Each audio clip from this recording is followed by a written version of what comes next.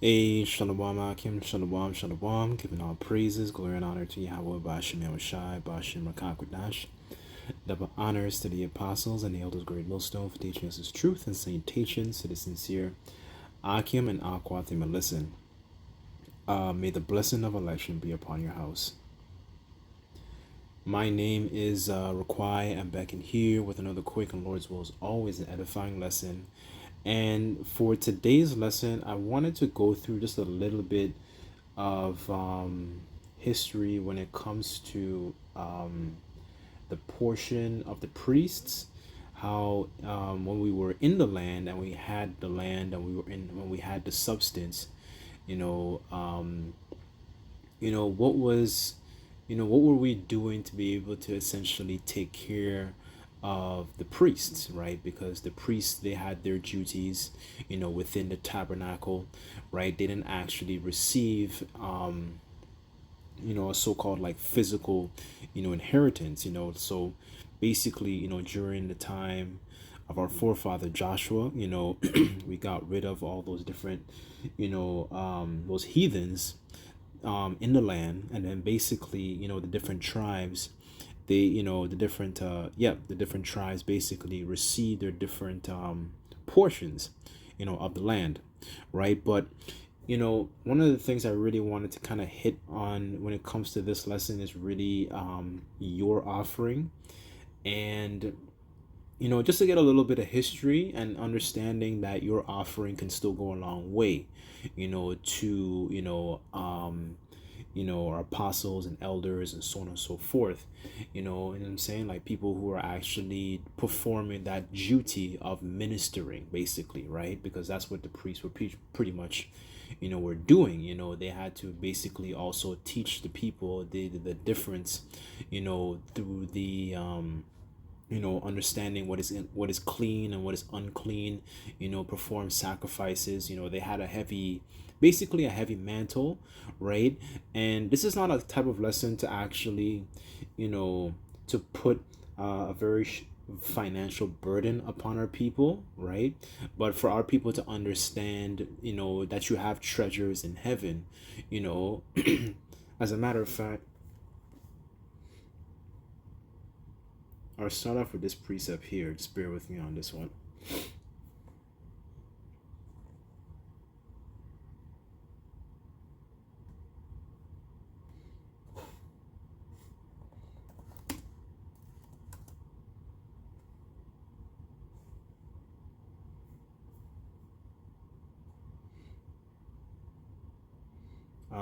This is Matthew 6 and 19, and it says, lay not up for yourselves treasures upon earth, where moth and rust doth corrupt, where thieves break through and steal, but lay up for yourselves treasures in heaven, where neither moth nor rust doth corrupt, and where thieves do not break through and steal. For where your treasure is, where there will be your heart also. So essentially, we don't essentially acquire a lot of substance and physical wealth, because we understand that these things don't profit you in a day of wrath, right? But by putting on the new man that's renewed in the Mashiach Yahushai, and essentially giving, a sacrifice, whatever that might be, you being that sacrifice, you might actually want to do something to actually help somebody out, especially in a time of need, a godly man, so to speak, right? A prophet, or an elder or an apostle, or so on and so forth, right? Those that actually have that mantle of ministering, basically, right? So so let me start off with a little bit of history in regards to how did things work during the Levitical priesthood, right? um,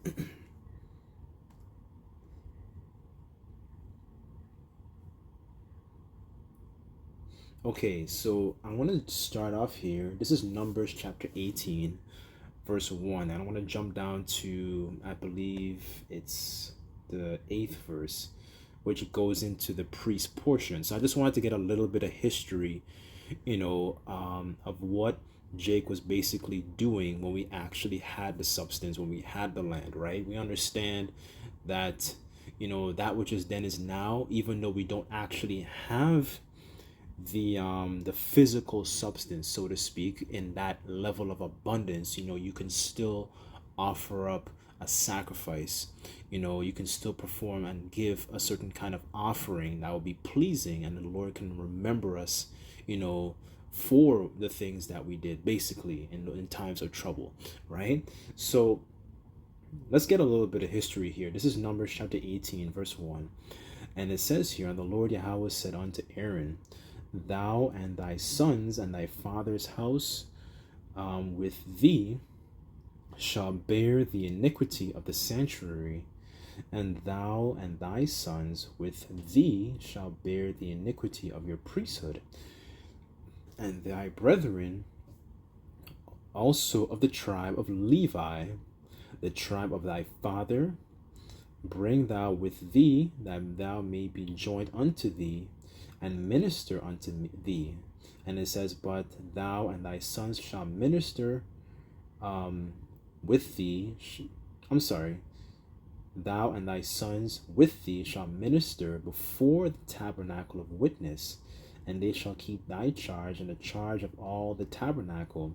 Only they shall not come nigh the vessels of the sanctuary and the altar, and that neither they nor ye also die. So this is basically giving this is part of the duties of the Levites, right? This was given unto them, so they would basically perform the certain duties within the tabernacle. So you had the different sacrifices. So for example, you have like burnt offerings, you have peace offerings, and basically this was part of their duty, anointing, teaching the law, so on and so forth, right? So this was part of their service, right? But remember, like I said before, they didn't actually have that substance. So who was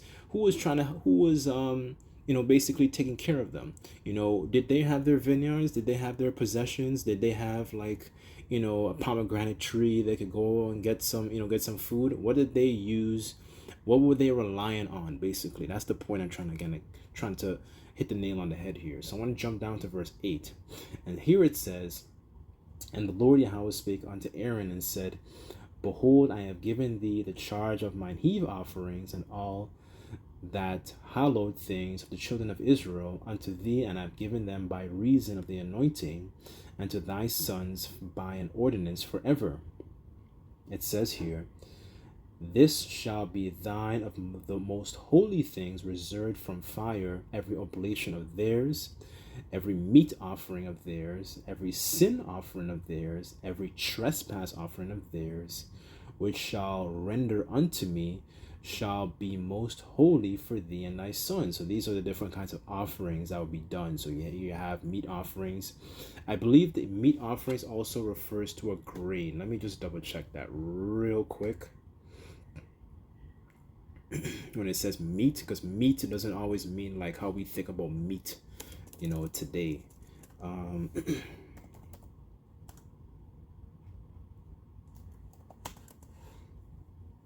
Let me just double check this real quick.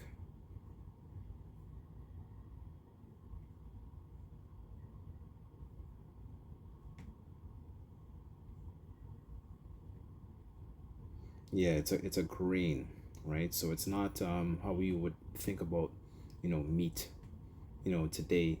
So continuing on here, verse 10, and it says, in the most holy place shalt thou eat it, every male shall eat it, it shall be holy unto thee. So these were different kinds of offerings that would be done, right? And they would basically eat of these particular offerings, right? Another one is peace offerings as well, because a peace offering was pretty much a bit more like voluntary, where the priests, they would eat of the it was the shoulder and the thigh, right? So they would actually be able to partake and eat of that meal as well. So it says here in verse 11, and And this is thine, thy heave offering of the gift, and all the wave offerings of the children of Israel. I have given them unto thee, and thy sons and thy daughters with thee, for a statute, by a statute forever, excuse me. But every one that is clean in thy house shall eat it, of it. And it says here, and this is some of the other things that they received, right? So this is a bit of going into the substance that was allotted to them, because they had the mantle of actually ministering unto, and actually performing the duties of a priest, because it was a heavy, responsibility that they had, right? So it says here, all the best of the oil and all the best of the wine and of the wheat and the first fruits of them which they shall offer unto the Lord. It says, them I have given thee, and whatsoever is first ripe in the land, which they shall bring unto the Lord, shall be thine. Every one that is clean in thine house shall eat of it, right? So these were the different, so you had oil, you had grains, you had first fruits. So they were very, very well taken care of, right?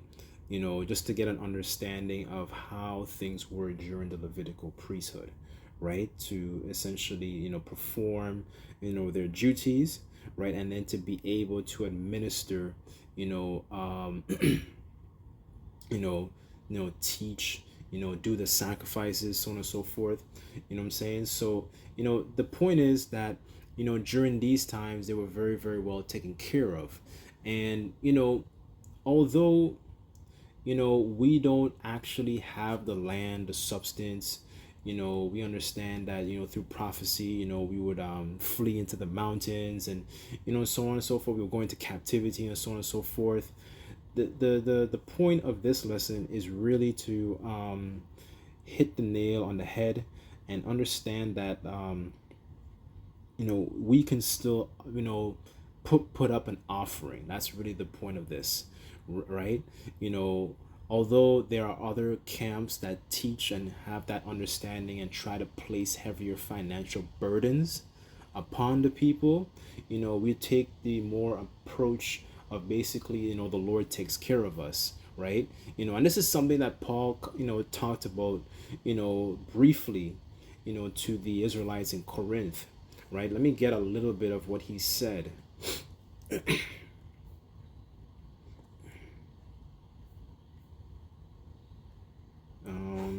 First Corinthians.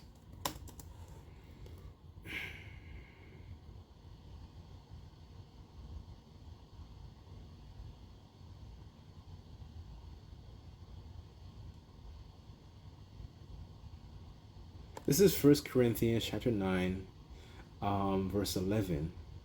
And it says, and if we have sown unto you spiritual things, is it a great thing if we shall reap your carnal things?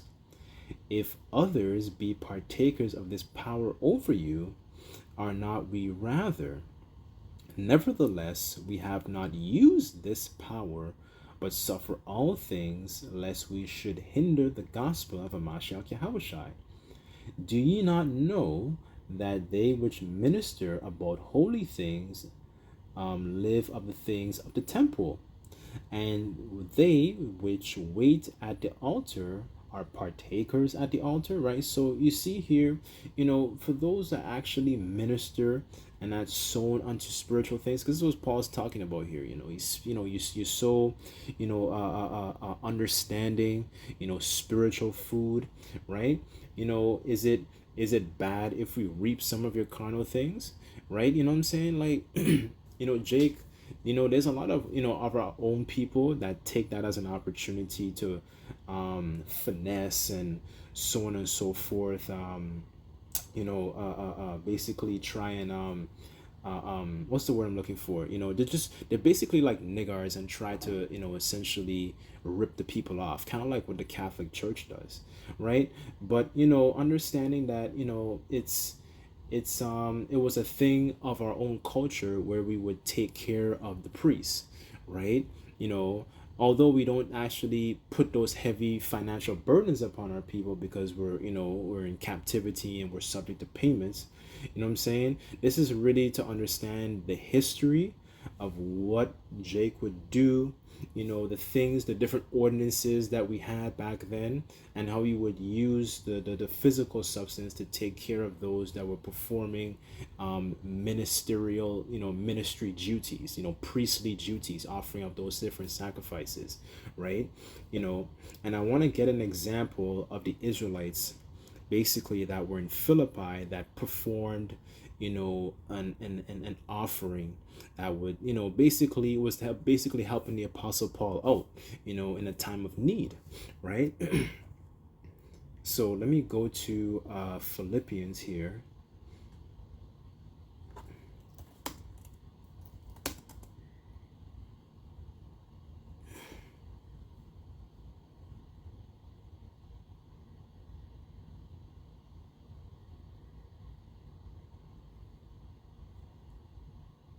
I'm going to get it in the AMP actually. This is Philippians 4, verse 15. And it says in the AMP, and you Philippians, which were just Israelites in Philippi, and it says here, know that in the early days of preaching the gospel, so the spiritual things, right? And it says here, after I left Macedonia, no church shared with me in the matter of giving and receiving except you alone. It says, for even in Thessalonica, I sent a gift. You sent a gift more than once for my needs. So basically they were taking care of the Apostle Paul, right? Because it's really, the priests, the ones who minister really should be taken care of, right? And our people don't really don't understand the value in that, not just in ordinances sake, according to our customs, but they don't understand the spiritual benefit. And I want to get a precept on that later on, just in regards to you performing that offering and how much that can go a long way, right? Because if there's anything, and the scriptures say this too, in the last days there should be scoffers, going after their own lust, to roughly paraphrase. If you're a person and if you're an Israelite and you don't have that mantle of, for example, as a teacher or so on and so forth, right? You can actually perform a good work by giving an offering, whether that whatever that might be, right? Like I said, this is not a lesson to actually to get you to pay or anything like that, send money or something like that, pay some money to get this breakdown or understanding. This is really for our people to understand, our culture and our history, and how much,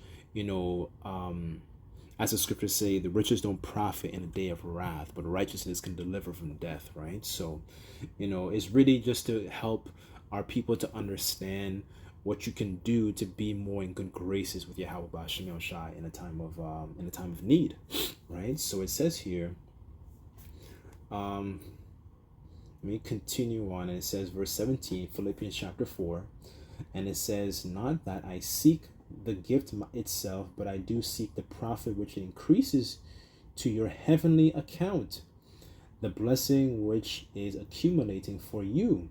But I have received everything in full and more. I am amply supplied. Having received from Epaphroditus the gifts you sent me.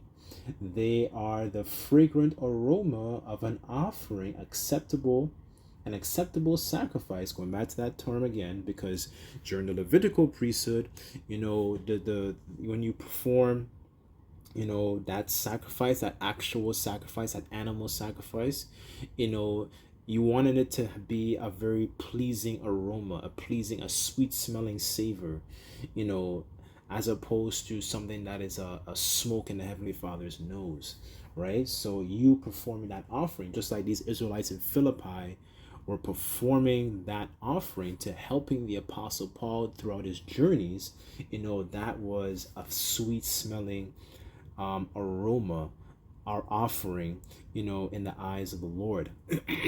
All right. And it says here, which the Most High welcomes and which he delights. And it says, and my power, Yahweh Bashim Shai, will supply, fill until full your every need according to his riches in the glory of Hamashiach Yahweh Shai. So how much more would that go a long way when you're in a time when you really need it, right? You know what I'm saying, right? Because we're in a time where we really need brownie points with the Lord, right? So I wanted to get this, just to get an understanding of sweet smelling savors, understanding, your offering can go a long way spiritually. And this is something I kind of wanted to read as well, real quick. This is something that Tobit mentioned to his son. Let me see if I can find it real quick. And this and offering, and secondly, if I may add real quick, an offering is not limited, to money, right? Because I remember I heard there was an elder in Dallas, he had I think he had a laptop or something that was breaking down or something like that. Like, if you had, what I'm saying? Like, offering could be, anything, anything that can help your own ministers, so to speak, right? It's not limited to just money, or it could just be, your time, right? So it says here, this is Tobit chapter 4.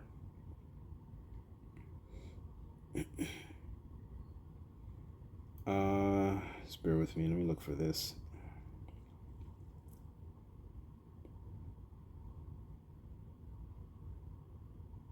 This is verse 8, and it says, if thou hast abundance, give alms accordingly. If thou have but a little, be not afraid to give according to that little. It says here, verse 9, for thou layest up a good treasure for thyself against the day of necessity, right? So when you see all these things come into pass, as the scriptures say, the love of many waxing cold, spirits created for vengeance, wars and rumors of wars, this is part of, godly conversation, which basically just means a manner of life. What does it say in Peter's? It says, holy conversation, to roughly paraphrase.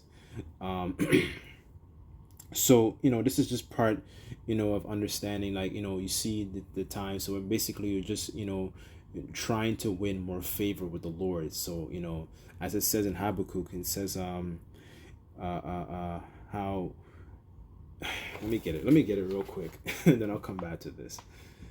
I don't want to mess it up. Habakkuk 3.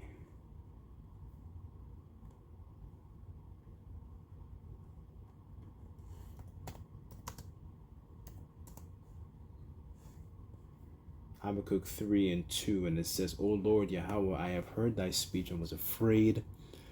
Revive thy work in the midst of the years, and in the midst of the years make known in wrath, remember mercy. That's really the point I wanted to hit, right? Let me just get this real quick, and I'll end this off here. Verse 10,